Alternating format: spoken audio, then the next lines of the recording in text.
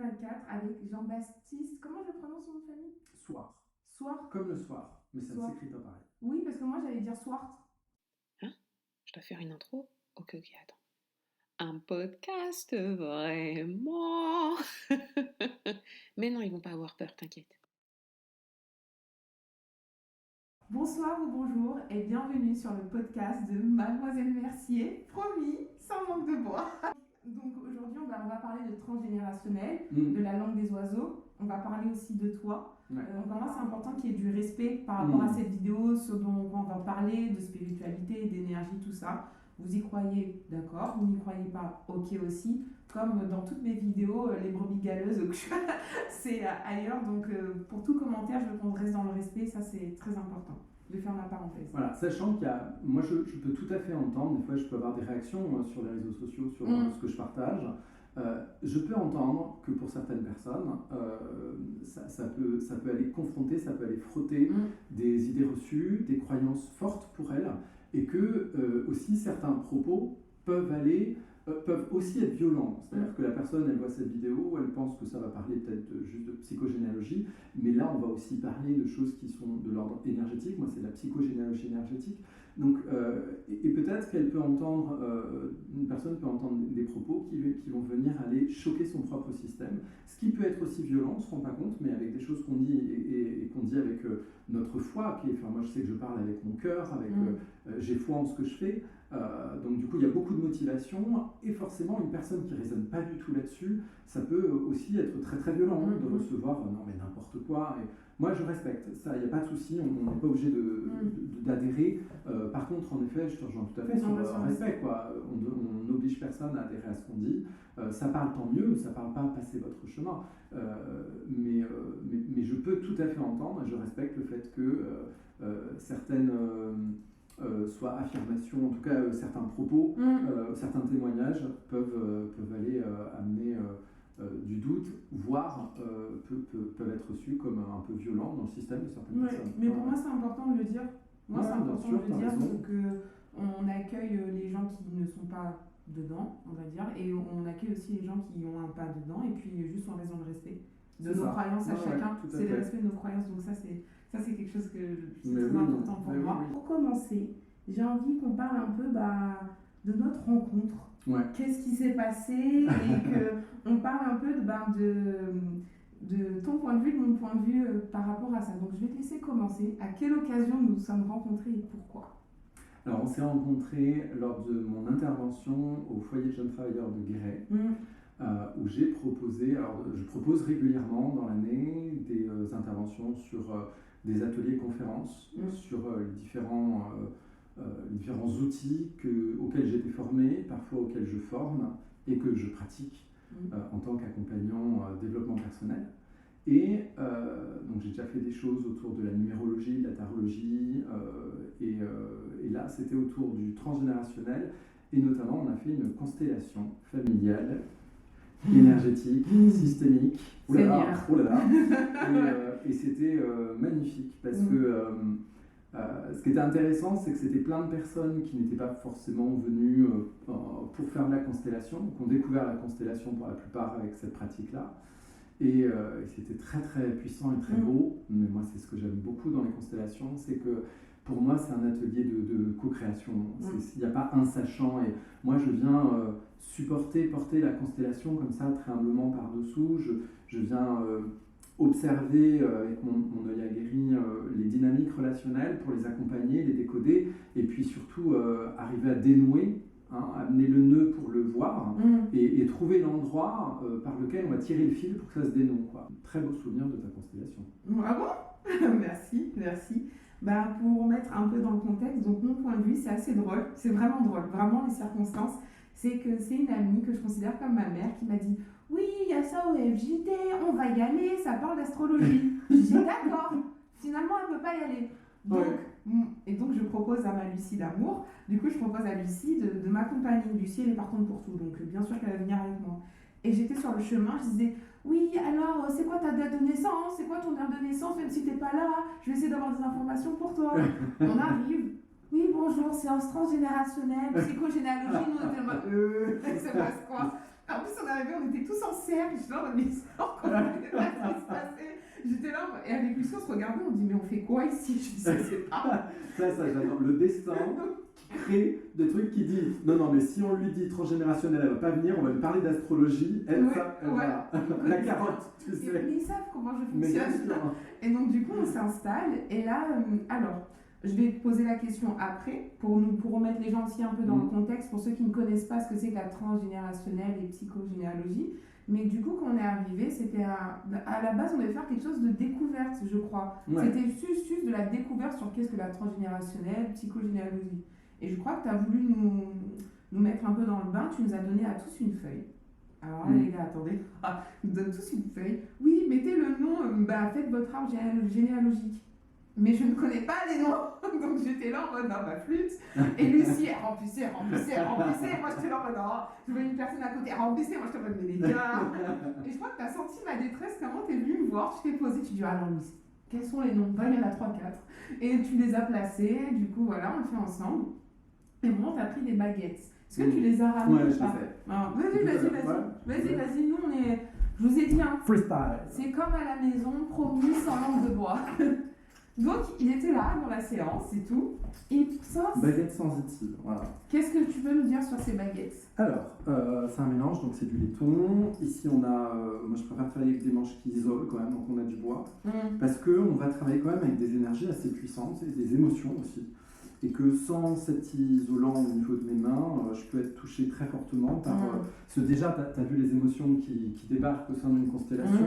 Sans ça, ça vient impacter très très fort quand même. Donc moi, je tiens à garder un petit peu de distance avec ce que je vis. Moi, je suis là plus pour révéler que pour me prendre tout en... Je suis pas un punching ball, quoi. Hein, donc, et donc là, je suis formé pour donc interpréter les mouvements de ces baguettes. Donc je peux demander, là le collectif qui était présent va créer une sorte d'entité, le collectif, l'identité de ce collectif-là, qui ne s'est pas réuni par hasard, et ce collectif a quelque chose à apprendre. Et il y a une personne dans l'assemblée qui a une histoire à partager avec nous et qui vient nous enseigner. Et j'aimerais bien la découvrir. Et donc je prends des baguettes et je vais dire, ok, quelle est cette personne? Et ça va aller désigner des gens, et je pense que c'est comme ça que c'est mieux de te désigner. Je vais dire un gros mot, on ne veut pas être... Non, mais attendez, parce que je veux te dire le background. C'est que Lucie, elle écrivait, on avait une goutte sur le front. Moi, j'écrivais en mode, putain. Et je disais, Lucie, je sais pas pourquoi, ça va être pour moi. Lucie, elle me dit, mais bien sûr, que ça va être pour toi. Et là, du coup, il se lève comme il vous a montré, il fait les baguettes, et là, les baguettes, elles ont fait boum. Il n'y a pas eu d'hésitation, ça fait oui, il n'y a pas d'hésitation. C'est super, va voir. C'est ça, et les baguettes, elles sont allées directement sur moi. Après, il y a eu une bougie qui s'est éteinte. Ah oui, c'est vrai. Ça m'a fatiguée. J'ai fait une bougie qui s'est éteinte. Et c'est vrai qu'en fait, à l'intérieur de moi, j'avais un peu des résistances. Donc, une bougie s'est éteinte, il y a eu plein de petits événements. Et ensuite, on a commencé la séance. Vous avez dû le constater, nous sommes deux passionnés déconstruits. Et je pense qu'on va commencer par la base. Qu'est-ce que la transgénérationnelle? Qu'est-ce que la psychogénéalogie et qu'est-ce qu'un système? Parce que là, on va utiliser des termes, vous allez voir, on va utiliser des termes. Donc, on va commencer par le premier terme. Qu'est-ce que le transgénérationnel? Imaginons que je suis une personne pas du tout là-dedans. Qu'est-ce que passa? Mais en ce moment, je fais grave de trucs d'espagnol, d'italien, donc peut-être je vais rencontrer un espagnol, italien, je sais pas. Écoute, moi en tout cas, l'italien ça me parle. J'ai fait l'italien au lycée. Je suis retombé sur mes fiches d'italien la dernière fois en rangeant des papiers. Je les ai mis sur ma table de chevet en me disant je veux me remettre à l'italien. Donc voilà, ça me parle. Je vais les synchronicités, celle qui dit mais. Prépare ton petit voyage là en Italie. Oui. C'est le film Je Priem avec Julia Roberts. À chaque fois qu'elle part en Italie, je suis là à me dire je suis Julia Roberts. Je suis Julia Roberts en Italie. Jean-Baptiste Roberts. Qu'est-ce que le transgénérationnel? Alors on va parler transgénérationnel et psychogénéalogie parce que c'est c'est complètement relié. On va dire que la psychogénéalogie c'est étudier comment aller voir comment notre arbre généalogique il vit en nous, qu'on le veuille ou non, qu'on en soit conscient ou non, qu'on connaisse ou non notre arbre généalogique, nos ancêtres, tous ceux qui sont venus avant, et nos ancêtres, c'est pas forcément, enfin nos ascendants, pas forcément, nous sommes les descendants, et si on a des enfants, ce sont nos descendants, et puis derrière nous, il y a les ascendants, donc les parents, qu'ils soient vivants ou décédés, les grands-parents, arrière-grands-parents, etc., etc. Et on va dire, tout ce passé généalogique a vécu, toutes ces personnes ont vécu des événements traumatisants parfois, neutres parfois, très positifs parfois. Et tous ces événements sont, comme on va dire, enregistrés dans une sorte de matrice. Aujourd'hui, on est en train de développer pas mal de choses autour de l'épigénétique qui montrent que même au niveau de l'étude concrète des gènes, on va voir comment un trauma familial s'inscrit dans la génétique d'une personne. C'est-à-dire qu'on va pouvoir retrouver, par exemple, des traces pour les descendants des survivants de l'Holocauste. On va pouvoir trouver des traces de stress immense dans la descendance, alors qu'ils n'ont pas connu le stress concret de l'épreuve. Donc, l'idée, c'est d'aller voir comment on est influencé de toute façon par cet arbre généalogique dans notre lieu de vie. Combien de fois j'ai des personnes qui me disent c'est dingue, je me suis aperçu que je vis en location dans une maison dans laquelle a habité mon arrière-grand-mère, par exemple. Voilà, mais c'est arrivé. C'est-à-dire que c'est même pas dans la même rue, ça m'est arrivé aussi. Hein. Je me suis aperçu que je suis dans la même rue qu'un ancêtre, que mon arrière-grand-oncle, etc. Dans la même ville, ou des mots-clés. Des villes, quand on les entend, elles vont avoir un lien. Par exemple, j'habite à Lille et on va retrouver dans la généalogie des choses autour des îles, par exemple. Et parce qu'en fait, il faut comprendre que l'inconscient, il parle avec le langage du symbole. Hein, c'est-à-dire que quelqu'un qui va dire oui, mais Lille, la ville de Lille, ça n'a rien à voir avec une île. Oui, ok, sauf que pour l'inconscient, il entend l'île. Et pour l'inconscient, ça fait sens. Et l'inconscient, c'est pour ça que dans nos rêves, on n'est pas là pendant qu'on rêve à se dire non, mais il y a 5 secondes, j'avais ma soeur à côté de moi et maintenant c'est un canard qui parle. Il n'y a pas cette conscience. C'est tout à fait normal. Dans les rêves, des fois, on est dans notre maison, mais c'est pas notre maison. C'est pour ça que des fois, c'est difficile de parler de ses rêves. Parce qu'on dit alors j'étais dans ma maison, mais c'était pas ma maison d'aujourd'hui. Mais dans mon rêve, c'est sûr, c'était ma maison, je connaissais les pièces et tout. Voilà. C'est du symbole. Ok. Et du coup, le système, c'est... Alors attends, je reviens sur la psychogénéalogie et le transgénérationnel. Donc la psychogénéalogie, c'est le fait d'aller comprendre, décoder comment notre généalogie, elle nous influence aujourd'hui dans nos choix, dans nos vies, dans nos lieux de vie, dans notre travail, dans notre façon d'être à l'autre, dans notre couple, etc. et de faire famille. Ensuite, le transgénérationnel, ça va être concrètement le fait d'aller, de voir comment tout ce qui est dans les générations derrière moi va traverser les générations trans jusqu'à moi, tu vois hein. Donc la psychogénéalogie, c'est le fait de faire du transgénérationnel. En fait, je fais du transgénérationnel en psychogénéalogie. Je regarde comment... Voilà. Alors d'ailleurs, on peut faire la distinction entre le transgénérationnel et l'intergénérationnel, où le transgénérationnel, c'est ces événements qui me traversent avec des ancêtres que je n'ai pas connus, avec qui je n'ai pas été en lien, et je reproduis des événements que moi-même je n'ai pas connus et dont je n'ai pas connaissance, alors que l'intergénérationnel va être cette distinction où ça va être par exemple avec des parents ou des grands-parents qui me transmettent des informations intergénérationnelles, consciemment ou plus ou moins consciemment. C'est-à-dire qu'on peut avoir un père qui va essayer, à travers un conte qu'il me raconte le soir, il va essayer de me transmettre un trauma familial de façon un peu codée. Alors là, on est un peu entre les deux, c'est-à-dire qu'on est sur une transmission semi-consciente, c'est-à-dire que le père est là, il essaye de transmettre quelque chose, mais il y a un interdit qui vient dire oui, mais tu n'as pas le droit de révéler, donc il passe par du symbolique. Et l'enfant va être, donc l'enfant est connecté jusqu'à peu près entre 3 et 5 ans, il est connecté à cette sorte de grand inconscient collectif familial. Hein. C'est-à-dire qu'un enfant, on dit oui, fais attention, l'enfant est là, il est trop petit et tout, sauf que l'enfant, depuis le ventre de la mère jusqu'à ses 3 à 5 ans, il baigne constamment dans cet inconscient collectif, mais c'est inconscient, c'est-à-dire qu'il est au courant inconsciemment de tout cela. Donc, il baigne dans les secrets familiaux, ça c'est clair. Voilà. C'est pour ça que les enfants, des fois, font des dessins révélateurs. C'est pour ça qu'on va emmener un enfant voir un psychanalyste spécifique pour les enfants qui va, à travers le dessin de l'enfant et ses propos ou ses rêves, aller voir la grand-mère ou la mère et dire mais attendez, là il s'est passé ça, et la personne va dire non mais comment vous savez, attendez, je l'ai dit à personne.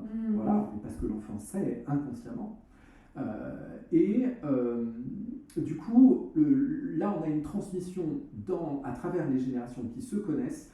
Et souvent, alors parfois on a des transmissions très conscientes, c'est-à-dire que la grand-mère va dire mais en fait voilà, et ça n'a jamais été caché, ton père je l'ai eu avec un homme qui n'est pas resté, avec qui je n'étais pas mariée, après je me suis mariée avec ton grand-père, mais ce n'est pas le géniteur de ton père. Des fois c'est très très bien expliqué, très clair, des fois c'est du symbolique, quoi, hein, on fait comprendre à travers, c'est histoire de dire je te cache pas mais je te dis pas. Voilà. Moi, ça me fait penser à un truc.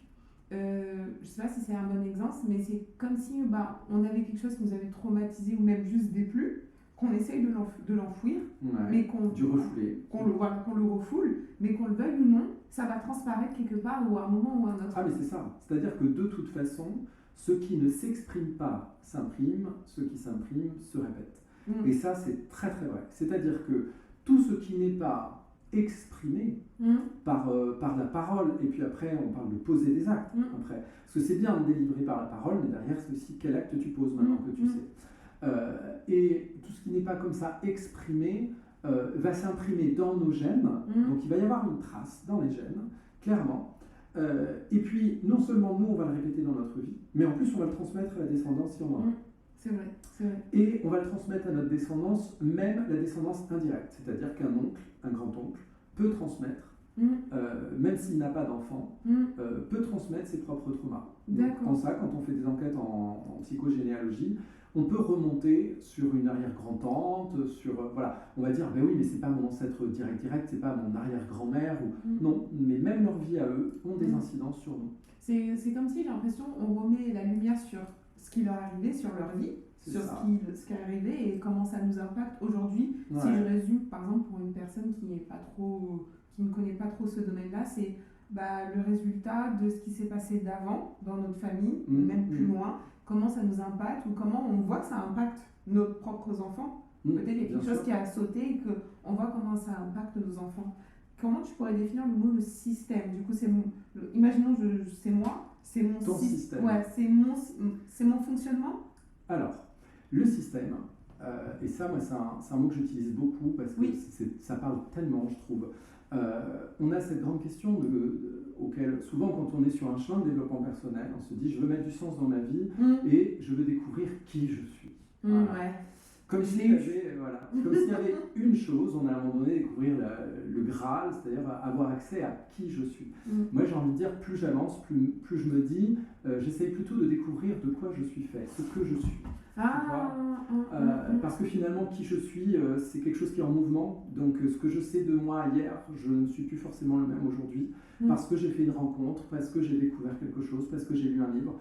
Et donc, le qui je suis est un être qui est tellement en mouvement, et c'est tellement pas quelqu'un à figer dans un moule que j'ai laissé tomber ça. Par contre, qu'est-ce que je suis, comment je fonctionne, de quoi je suis fait, ça me passionne. Et quand j'ai découvert que, entre autres, je suis fait de ma généalogie, je me suis dit, moi je veux me spécialiser là-dedans. C'est-à-dire, je ne suis pas fait que de ça, mais je suis fait de beaucoup de ça. Et donc, dans un système, c'est quoi? C'est que je vais prendre la personne avec tout ce qu'elle est. C'est-à-dire que tu es la somme de tes propres expériences de ta vie, mais également la somme des expériences de tes ancêtres, et également, potentiellement, et je ne suis pas fermé à ça, la somme de tes expériences de tes vies antérieures. Voilà. Et peut-être bien plus encore, tu vois. Donc, mais déjà ça. Et bien sûr que quand je vais voir déjà qui tu es toi dans ce que tu as vécu dans ta vie à toi de Louise, je vais avoir des informations sur comment tu vois ta vie, quel est ton filtre au niveau du mental, comment toi tu as perçu tes expériences depuis ton point de vue jusque-là, comment tu les as vécues d'une façon émotionnelle. Donc là on va parler quelque part, je suis en train de parler des différents corps énergétiques. Le corps dense, le corps physique, le corps mental, le corps émotionnel, éthérique, etc. Donc, le système, c'est la somme de tout ça. D'accord, c'est ça un système. Voilà. De ce qui me compose. De tout ce qui te compose. De tout ce qui me compose. J'aime bien ta phrase que tu viens de dire, pas qui suis-je. Ça me fait penser à Descartes, je pense, dont je suis. Pas au qui suis-je, mais ce dont je suis fait. Et du coup, alors ok, ma comparaison va être très bizarre, j'ai fait des crêpes tout le week-end. C'est comme si je suis une crêpe. Mais je parle avec une crêpe. Je suis en train de rêver et je parle avec une crêpe interview. Non, mais tu vois ce que je veux dire. Je sais, c'est une crêpe, mais tu vas t'intéresser à ce qui est composé pour faire la pâte. C'est ça, cette crêpe. Je sais pas si la comparaison est bonne. J'essaye de comprendre ta comparaison pour voir ce qui est pas juste. Qui suis-je, pas juste qui suis-je, je suis une crêpe, je le sais, mais peut-être ce qui fait mon... Alors, ta comparaison, elle est juste sur qui est Louise, si je retire vie karmique, vie transgénérationnelle, tout ça. Oui. C'est-à-dire que déjà, Louise, la crêpe que je vois, est dense, que je peux goûter. Oui. Je goûte qui tu es en étant en relation avec toi. D'ailleurs, là, on est déjà tu vois, au niveau physique, on est déjà dans un endroit où nos différents corps énergétiques sont déjà en contact les uns à l'intérieur des autres, tu vois. Là, c'est comme si tu me disais, moi, je suis composé d'œufs, de farine, de lait, de sucre, qui peuvent être mon monde émotionnel, mon monde mental, etc. Mes expériences concrètes, etc. Oui, ça oui. Mais tu es bien plus qu'une crêpe. Bien sûr. C'est-à-dire que la crêpe, c'est ce que, entre guillemets, ce qui est perceptible, ce dont tu peux me parler, etc. Après, ce qui est moins perceptible, c'est, par exemple, je peux te faire parler sur ta famille. Là, on commence à aller sur la psychogénéalogie. Il y a des choses que tu connais de ta famille et des choses que tu ne connais pas et qui pourtant t'influencent. Et c'est ce qu'on avait révélé d'ailleurs au moment de la séance de constellation, où là, dans ta grande bonté, tu es venu m'aider dans l'écriture de ma famille, dans mon arbre généalogique. Et en fait, alors pour aider un peu les gens, si un jour il y a des gens qui veulent faire une séance avec toi ou avec quelqu'un d'autre, je vous explique comment moi je l'ai vécu. C'est que du coup, j'ai écrit sur un papier, du coup on était en groupe déjà, comme on vous expliquait, j'ai écrit du coup le nom de mes parents, frères et sœurs, de ce que je connaissais. Et là, un truc que j'adore, tu as commencé par les noms. Les prénoms. Pardon, il a commencé par les prénoms. Prénom, on a remonté en fait, comme tu dis, une enquête. On a commencé un peu à enquêter, on a remonté un peu tout ça. Et du coup, c'est en me questionnant et en utilisant les baguettes, parce que moi j'avais très peu d'informations, que tu as pu justement dérouler ce fil d'Ariane. Et alors je te dis comment j'ai vécu. Moi, je pense qu'il faut être prêt. On n'est jamais prêt. On n'est jamais prêt. Mais c'est à se montrer peut-être, se livrer. Alors là, c'était un atelier collectif. C'est déjà plus délicat que dans une séance individuelle. Oui, déjà. Mais aussi peut-être aussi avoir un bon rapport avec toi ou avec la personne qui va nous faire se sentir en confiance. C'était un peu compliqué. Et là, ton enquête a commencé par mon prénom.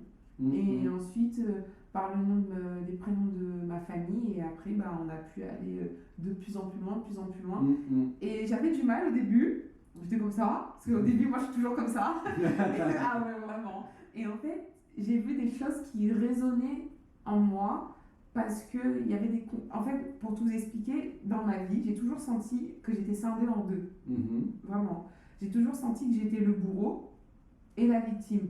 Non pas le vieux triangle, mais j'ai toujours senti que j'étais le bourreau et la victime. Il y avait toujours en moi... Je me sentais coupable de quelque chose et en même temps, je me sentais la victime de quelque chose.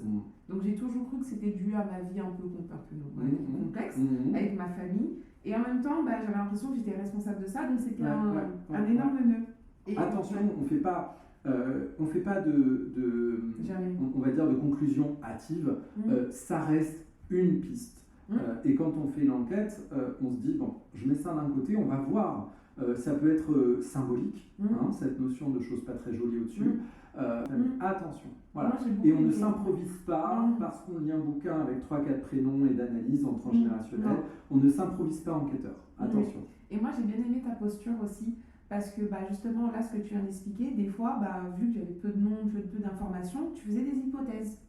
Et plus on avançait, plus tu en reprenais une, plus tu en effaçais une autre. Donc du coup, moi, ce que j'ai aimé, c'est pas je me pose en tant que vérité. Ce que je dis est vérité. Et ça, c'est ça que j'ai beaucoup aimé, qui m'a mis en confiance. Et effectivement, avec mon prénom, on est remonté, on a trouvé des choses. Et là, boum, ça a résonné. Je suis, tu vois, le lapsus. je suis bourreau et je Mais suis... parce qu'on les a retrouvés dans ton arbre. On a retrouvé le bourreau et la victime. Et Exactement. on les a retrouvés. Jolie chose qui s'est passée. Du coup, ça a résonné pour d'autres personnes. On était une dizaine.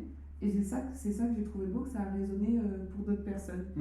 Et moi, ce qui m'a vraiment questionné, à un moment, je te l'ai formulé, tu m'as dit, non, mais moi, t'inquiète. Mais c'est comment tu vis tout ça, comment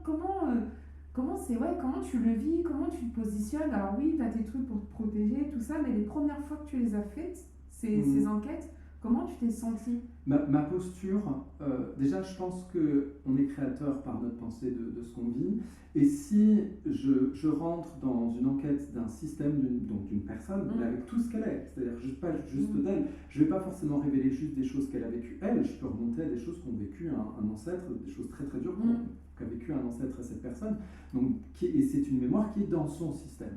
Donc moi quand je vais enquêter sur le système d'une personne, je pars du principe que je ne peux pas être atteint ni par une malédiction qui la concerne, ni par un ancêtre en colère qui ne veut pas qu'on aille voir cette mémoire.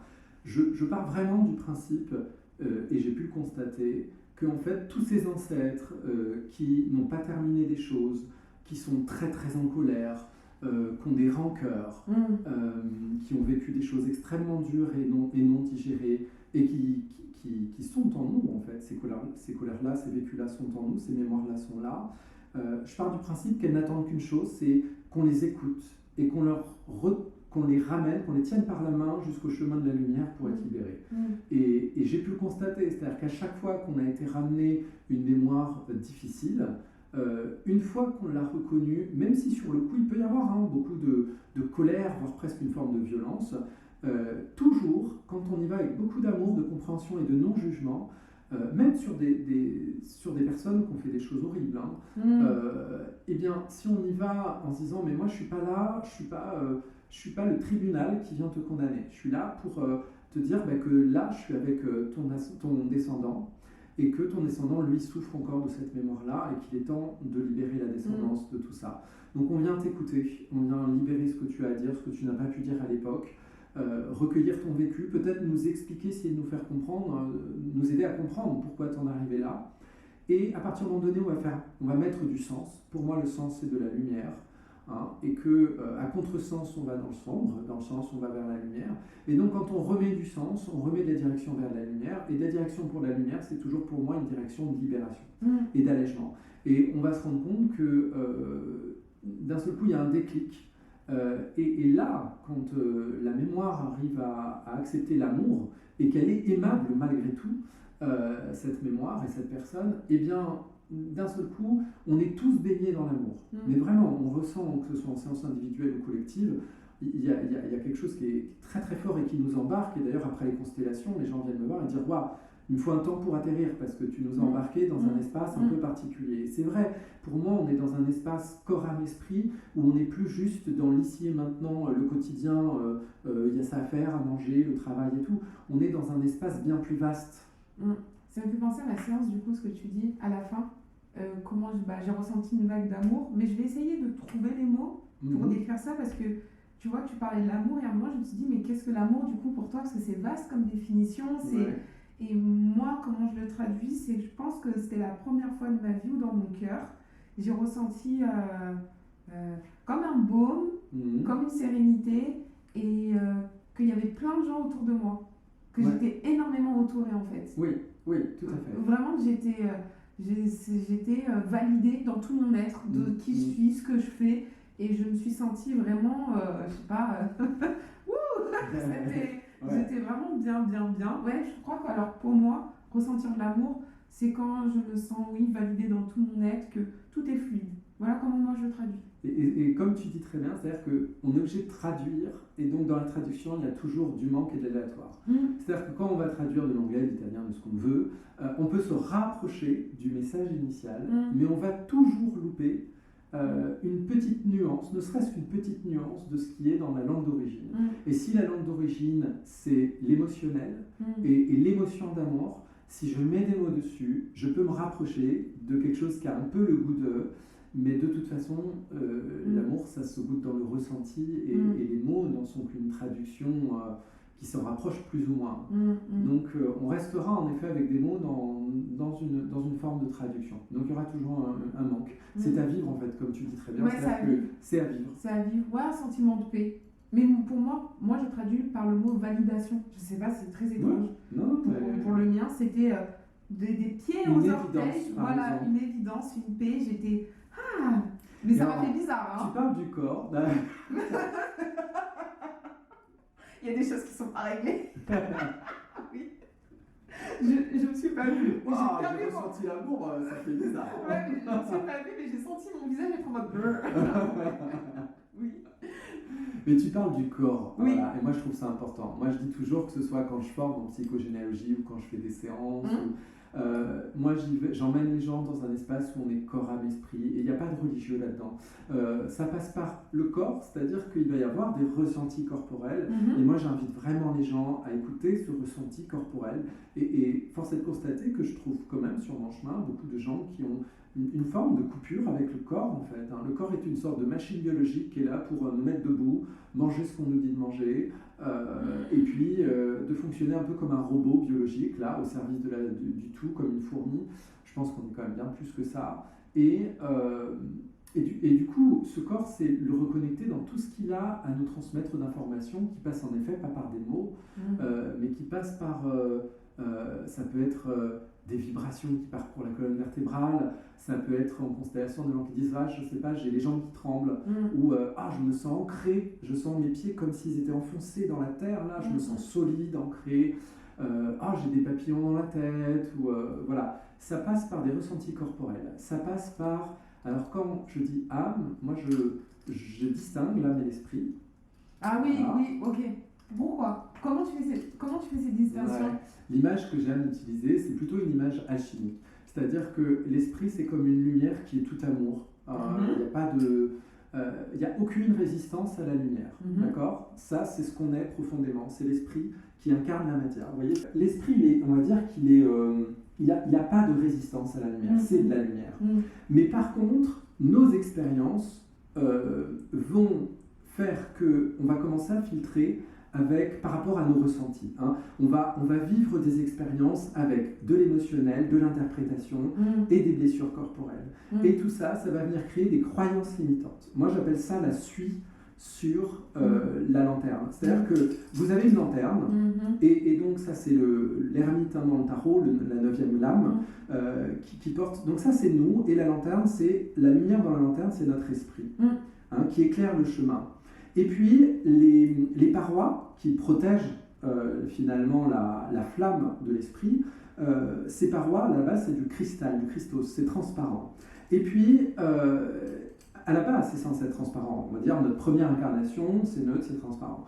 Et puis, de la suie va s'installer parce que ça va être de la résistance à la lumière. C'est-à-dire que je vais vivre ma première expérience, entre guillemets, difficile, jugée difficile, et je vais commencer à dire « Ah oui, mais c'est pas si beau que ça ». Ah oui, mais l'énergie masculine, c'est ça. Ah oui, l'énergie féminine, c'est ça. Je vais mettre des limitations. Et là, ça va commencer à créer de la suie sur les parois et des filtres. Et donc, finalement, ce que je vois de la réalité, ce n'est pas la réalité, et ce n'est pas la réalité perçue par l'esprit, c'est la réalité perçue par toutes ces couches de croyances, de filtres, finalement, qui se superposent et qui vont être ma perception avec tous ces filtres. Donc, c'est comme si en positif ou en négatif. Oui, c'est ça. Je peux peut-être mensuel. embellir des choses aussi parce que j'ai des bénéfices secondaires à ça. Oui. Genre, ça c'est pas grave, ça je laisse passer, je peux supporter parce que moi, mais par contre ça, non. Il y a un message personnel. Et donc, du coup, par exemple, avec les baguettes sensitives, je peux dire, est-ce que je suis bien connecté à l'âme de Louise ? Oui, bien sûr. Et donc là, on va poser des questions. Donc là, je tiens les baguettes pour vous montrer, mais je les tiens pas quand je fais mes soins. Oui. Là, c'est pour être plus rapide, pour vous montrer je suis assis, c'est pas pratique.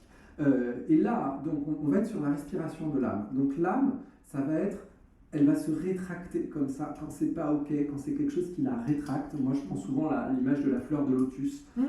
Voilà, l'âme, elle va se rétracter comme ça quand c'est pas ok. Et puis quand c'est ok, elle s'épanouit comme une fleur qui dit ah oui.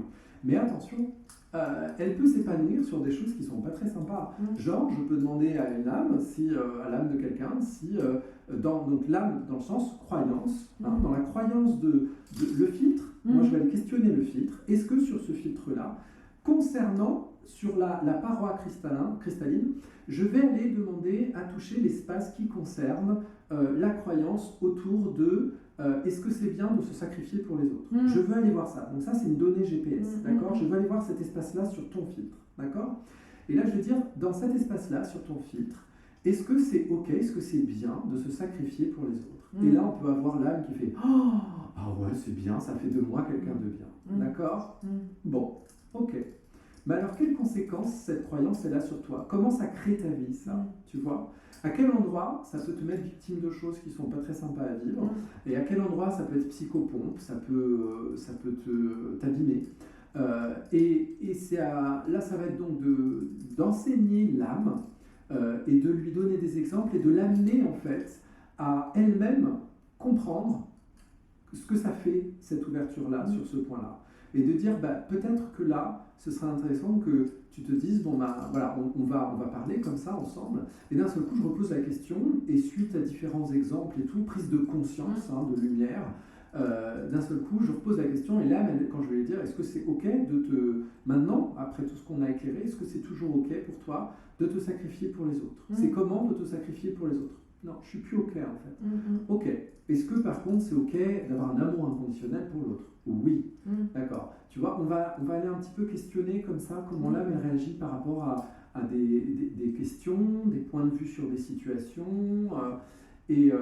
Par exemple, est-ce que tu t'aimes?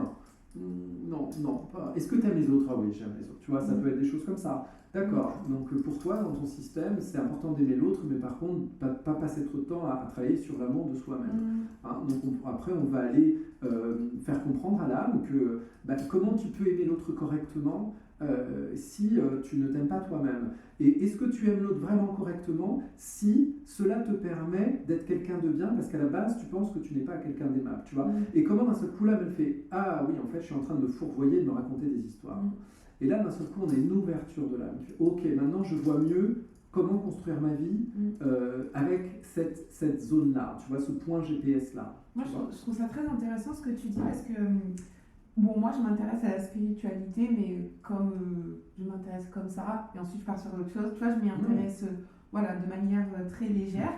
Et je trouve que dans les peu de recherches que j'ai fait concernant l'âme, tu vois, la définition que tu en donnes, je trouve que dans les... Bon, je sais pas ce que j'ai lu, mais dans les choses dans lesquelles j'ai pu lire, l'âme, c'est la réponse à tout, l'âme, c'est... Mais c'est vrai en même temps, c'est la réponse à tout, voilà. Parce que c'est tous les endroits de résistance qui créent ta vie telle qu'elle est. Mais je trouve que c'est montré plus d'une manière où il n'y a pas de résistance, en fait. Et, oui, et que c'est l'esprit qui crée la résistance.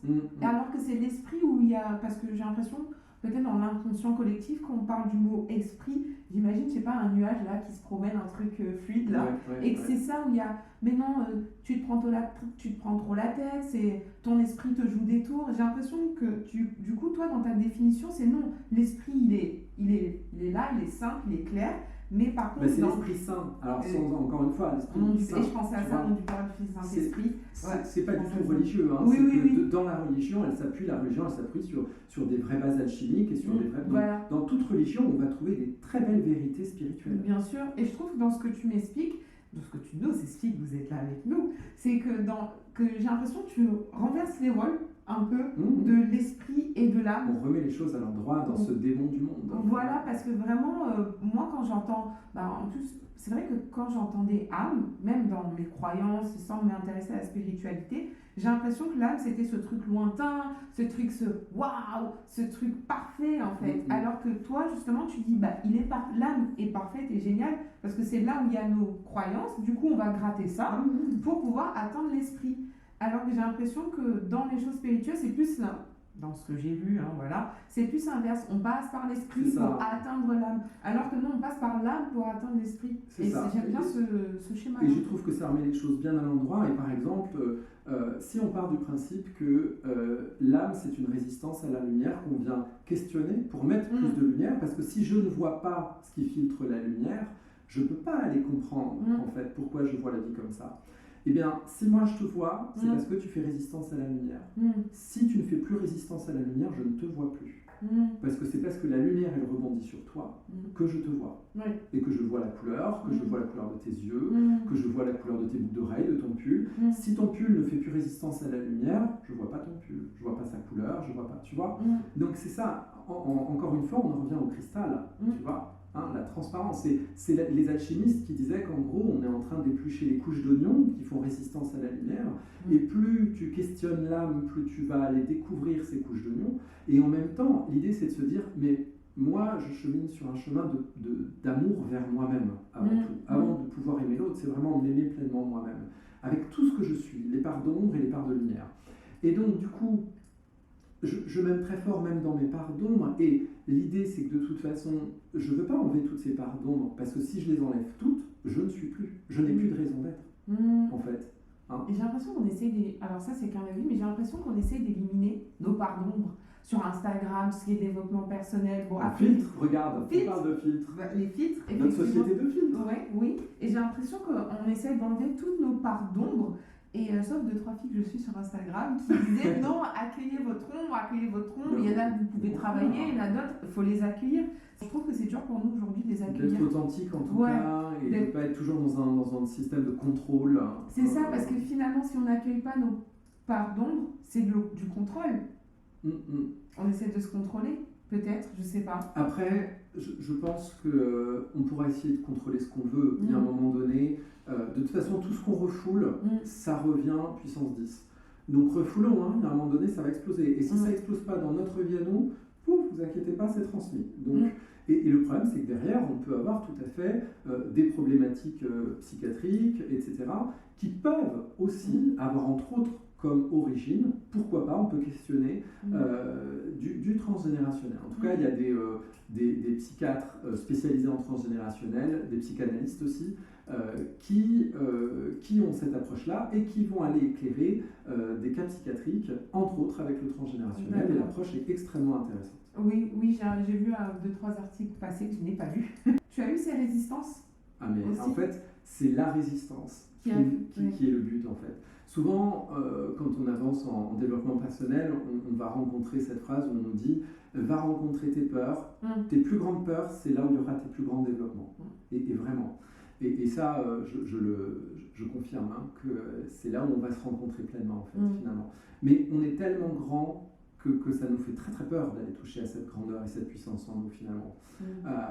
Et puis on est dans une société qui ne nous éduque pas à aller vers ça.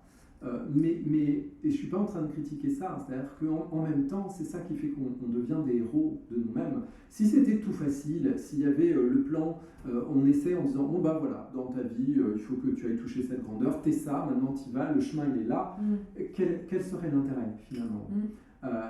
Aujourd'hui, ce qui est beau, c'est quand on part dans le développement personnel avec cette conscience, c'est qu'on devient un héros de notre vie et de notre arbre généalogique. J'aime bien dire qu'on est le héros de notre arbre. C'est beau, et on n'a pas à être en résistance de ça, je pense, c'est être en paix. Des fois, j'ai des gens qui arrivent avec le côté, mais si on porte ces mémoires, moi, je n'ai pas choisi de les porter.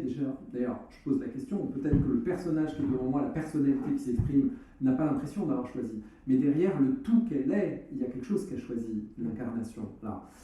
C'est ça qu'on va les questionner, parce que c'est toujours un cadeau. Derrière l'épreuve, il y a toujours le cadeau. C'est dur ça. Moi, je le conçois, je l'entends, hein, mais je pense que c'est difficile pour certains d'entendre cette phrase. Même là, pour certains, vous allez l'entendre, il va avoir bah non, regarde ce qui m'arrivait, c'est dur, c'est pas juste. Comment tu peux voir le cadeau derrière cette épreuve-là? C'est ça. J'entends parce qu'il faut l'entendre, cette phrase, non pas avec... la personne. Je ne demande pas par exemple à Louise d'entendre cette phrase, je demande à l'être qu'il y a derrière Louise d'entendre cette phrase. Et l'être, ça lui parle cette phrase en fait. Et tu vois, on parlait, ça va tout à fait illustrer le propos. Si je te dis le cadeau derrière l'épreuve, quand je te dis cette phrase, elle va passer tous tes filtres. Tes corps énergétiques, là, corps émotionnel, etc. Et puis ça va aller toucher ton cœur, ton âme, tu vois. Donc comment l'âme elle est avec cette phrase. Et puis, à la fin, ça va toucher ton être. Mais l'être, en fait, il va entendre des bribes, puisqu'il y a tous ces filtres, il va entendre, tu vois, il va entendre ça. Donc comment il t'aide à illuminer ton chemin avec une phrase qui est à peine audible et qui est pleine de filtres et qui est pleine de non mais attends, n'écoute pas ce qu'il dit, c'est des conneries, on peut pas, tu vois. Là l'idée c'est de faire un travail justement pour permettre à ces filtres de laisser passer cette phrase et de dire j'entends pour toi c'est dur, mais j'aimerais bien aller juste donner ça à l'être pour que l'être derrière il puisse rebondir dessus. Et c'est ce rebondi qui va nettoyer toutes tes résistances. Et si tu laisses pas toucher ça, tu vas pas pouvoir nettoyer cette résistance. Alors soit tu as des bénéfices secondaires et tu veux les garder, ok, garde tes filtres et c'est ok, et c'est peut-être pas le moment de les changer, et ils sont peut-être justes aujourd'hui pour toi. Mais si tu veux aller voir ce que ça fait, laisse cette phrase entrer en toi, médite-la, et laisse-la rebondir. Et l'être, la lumière de l'être qui va la toucher, quand elle va rebondir, non seulement ça va aller nettoyer tous les filtres de croyances qu'il y avait, mais en plus tu renvoies ça autour de toi. Et donc cette résonance-là, elle peut aller toucher quelqu'un d'autre qu'on a besoin. Et ça va créer une synchronicité pour cette personne. Et ça, c'est un cadeau. Ce que tu dis, c'est parlant parce que du coup, ça fait vraiment illustration de ce que tu disais tout à l'heure, que le corps, l'être humain, l'être humain est fait de plusieurs couches. Donc la phrase, elle fait ça, et ensuite il y a un fil, deux fils, trois fils, ça fait, je sais pas pourquoi j'en imagine 5, peut-être j'en ai 5, mais du coup ça fait plusieurs couches pour atteindre l'âme, puis l'être. Et l'être, c'est l'essence, l'être, pareil, je vais prendre mon exemple, c'est la Louise, juste Louise. Tu vois, l'être, comment tu pourrais nous l'expliquer, l'être? L'être, c'est le chou romanesco. Tu prends le chou romanesco qui serait la source, tu zoomes sur une partie du chou romanesco qui est faite exactement de la même chose qu'un chou romanesco global, et puis tu filtres et tu filtres et tu filtres. C'est-à-dire que le tout, c'est la source. Après, peut-être qu'on va tomber sur l'univers dans lequel nous on est, et puis après dans le système solaire dans lequel on est, et puis après sur la planète Terre, et puis après sur l'être humain, et puis après sur Louise précisément. Qui est la même chose à une autre échelle que poum poum poum poum poum poum poum. J'ai l'impression de résonance en fait. Je sais pas, moi j'entends le mot résonance. C'est une fractale. Ça. Ouais, ça se répète. Voilà, tu es une fractale de la source. Donc si tu veux, on va dire que l'esprit qui anime Louise est exactement le même esprit qui anime Jean-Baptiste. C'est exactement, en effet, de la même chose. Mais nos filtres ne sont pas les mêmes. Oui. Il y a une phrase que je me suis toujours dite, c'est on vit les mêmes émotions, la colère ou la joie, mais on ne les vit pas de la même intensité ou on ne les ressent pas de la même façon. Mais on va vivre la même émotion. C'est ça. Moi, je me suis toujours dit ça avec les gens. Tout à fait. Par exemple, tu as déjà ressenti de la colère, j'ai déjà ressenti de la colère. Et j'en fais pas la même chose que toi. Et on n'en fait pas la même chose. Mais on a ressenti cette émotion-là qui va être ensuite traduite de manière différente, puisqu'on a différents filtres, la vie, nos circonstances, tout ça, nos expériences. Et là où ça va être compliqué dans le relationnel à l'autre, c'est quand déjà on n'est plus dans la reconnaissance du filtre de l'autre. C'est-à-dire que quand je vais dire mais ton filtre il est pourri, ça me blesse. Quoi. Parce que c'est ça qu'on dit quand on dit en gros je suis pas d'accord avec ce que tu dis ou ça c'est de la merde ou ça on va toucher le filtre de l'autre, sauf que c'est de la dentelle ça, on fait très très attention. Et là l'autre il va se mettre en défense. C'est normal, les gens vont parler d'ego là. À ce moment-là, quand quelque chose va nous toucher, les gens vont parler d'ego, alors que moi je pense que c'est pas, pour moi l'ego c'est positif et l'ego c'est un écho de moi-même, donc s'il y a plus de moi c'est toujours mieux. Mais donc du coup pour moi l'ego, je pense que les gens vont parler d'ego à ce moment-là quand ça nous touche. Il y a, alors j'ai plus le nom en tête de ce médecin qui s'est spécialisé en psychothérapie, et qui a écrit un livre justement sur le moi et le soi, être son meilleur ami, peut-être que tout à l'heure je ressortirai le bouquin, et oui, il définit très très bien, d'ailleurs dans un podcast de Métamorphose, le fait que l'enfant va commencer à créer le moi vers 5 ans, c'est-à-dire qu'il va commencer entre 3 et 5 ans à créer cette capacité à se projeter, c'est-à-dire à prendre, il prend l'exemple d'un hélicoptère, d'un jeu hélicoptère comme ça, et quand il bouge l'hélicoptère, il est vraiment dedans en fait. C'est-à-dire qu'il commence à pouvoir créer une projection de lui-même, et cette projection, à partir d'un moment donné, elle commence à être assez concrète, il va pouvoir la projeter dans le temps et dans l'espace. Donc il va pouvoir la projeter dans l'hélicoptère, mais il va pouvoir la projeter dans 2 semaines, on va au zoo, dans 1 mois, c'est Noël. Ah oui, donc il faut que je dise les cadeaux que je veux, etc. Et cette capacité de projection, avant, elle n'existe pas. Et ça, c'est le moi. Le moi, il va permettre à l'être humain, c'est une construction psychique qui va permettre à l'être humain de se projeter. Et c'est hyper important et c'est nécessaire. Et puis après, il en parle très bien, il dit c'est nécessaire jusqu'à un moment donné où l'étape d'après, et c'est cette étape qui souvent est zappée ou est trop petite, c'est d'aller vers le soi. Et ça, c'est quand on utilise le moi, non plus comme la finalité, mais comme une projection qui peut bouger, c'est-à-dire que je ne suis pas fixe. Aujourd'hui, moi pense ça, mais peut-être que demain, moi est autrement. Aujourd'hui, moi a cette typicité, il a ce poids, il a cette coupe de cheveux et tout, mais moi, dans 3 mois, c'est peut-être un autre moi, etc. Donc cette capacité à changer ce moi et être ouvert comme ça à continuer l'évolution du moi, et à aller toucher, que ce moi soit au service de quelque chose d'encore plus grand, c'est le soi. Mais on va dire que le soi, c'est l'individu qui laisse sa conscience supérieure, son esprit illuminer son chemin. Donc c'est quand même d'aller vers la grandeur que l'on est au fond, c'est-à-dire ne plus laisser nos filtres gouverner nos vies, les accueillir, mais dire je ne suis pas mon filtre. Alors moi j'appelle ça la désidentification au personnage. Attention, je ne suis pas dans la dissociation psychique, c'est la désidentification au personnage, c'est arrêter de nous limiter, de nous définir qu'à travers nos croyances et de dire qu'on est bien plus que ça. Mais par contre que ça, on peut aller au-delà de ça à partir du moment donné où on accepte déjà ces limitations-là. C'est-à-dire oui, aujourd'hui, j'ai encore du mal avec cet aspect, ce mot-là, cette maladie-là, cette possibilité-là. Voilà. Ça peut faire peur. Ça. Mais oui, mais bien sûr. J'avais le mot courage. J'avais le mot courage et après je me suis dit peut-être c'est tes filtres, tu veux pas les laisser, Louise, parce qu'ils te servent. Je les ai développés, c'est pas pour rien. Ils me servent et aujourd'hui je sens que il y a quelque chose de différent qui s'opère. Et j'ai eu le mot courage parce que je me dis t'as eu le mot courage parce que ça te fait peur. Oui, je pense que ça peut faire peur comme nous tous, des êtres humains, à lâcher ces filtres qui nous ont servi dans le temps. C'est ça. Ils nous ont servi.